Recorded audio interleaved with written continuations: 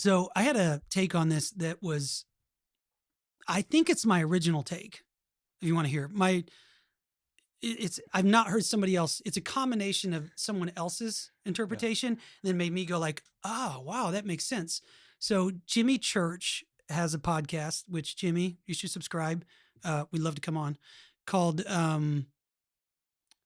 not Mysterious Universe. It's no, confusing everybody. Jimmy Akin.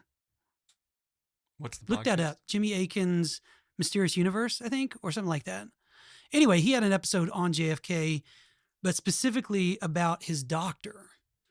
Is it Jimmy Akin? Jimmy Akin, Mysterious World? Mysterious World. That's what it is. It's a great podcast. Check it out.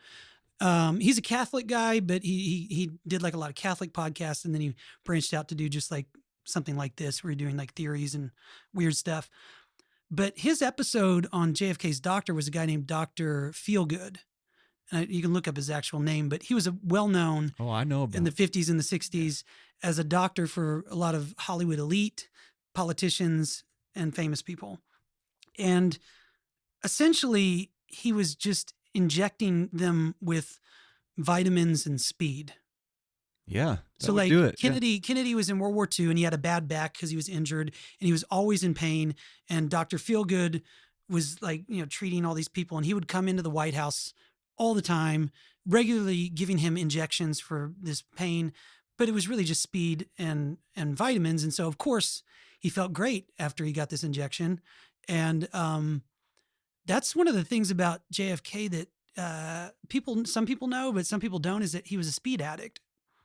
And it was bad. Oh. Like there was an episode where he, I think he demanded, like he had something going on where it was really a lot of pain, and he demanded that Dr. Feelgood give him more injections. And even Dr. Feelgood was saying, no, you can't take this many. And I mean, he was running around a hotel naked, and the Secret Service had to tackle him. And, everyone knows. You're saying Kennedy was? Kennedy was. Okay. And everyone knows that Kennedy had a tendency to sleep with any woman that walked in the White House, and might have had something to do with the speed, Yes. And yeah. So my theory was, that makes a lot of sense. that's what I mean. So I said, well, maybe as harsh as it is to think about this, I'm not saying it's what happened. I'm just saying, like, if I'm Secret Service or CIA and I know that this president is a meth addict and we can't keep him under control, and we're dealing with a Cold War and we have nuclear weapons in the mix, it might have been the right thing to say, this guy's got to go.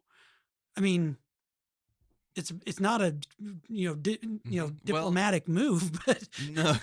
somebody might. I mean, what would you do if you're in a position where you're supposed to take leaders out if things get so bad that it's really, really a bad situation? If you find out the president's on meth, what would you do? Well, now I feel like I'm on record. Like I should say, well, I'd kill him. I'd tell my parents. But I was thinking, like, when you talk about the CIA going, well, it didn't come from the top down, and we got rogue operatives. That's what I thought like that. too. Yeah. It fits with that. It fits that theory really well. The storylines that I've heard in the research I did were that sort of a thing. Where as I'm going through a few things on the internet, it crossed my mind like, well, it sounds like there were a few plans to some way to oust the president at that time. He was making enemies in a lot left of different and right camps. Oh yeah. And so there were a couple of different projects going on by different names. It's not surprising to me to hear like, okay, well, CIA operatives get sent out on their own projects all the time. They're supposed to come up with their own solutions oftentimes.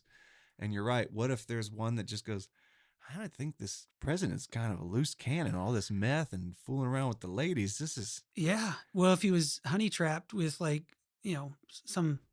all the ladies, some of them might have been spies. Maybe you compromised this. Real liability. Yeah. It's why a lot of organizations don't allow people. So here we are in the Conspiracy Dad podcast, and my conspiracy is saying the CIA did the right thing. Well, if he's hanging around the wrong crowd and he's getting into chemicals,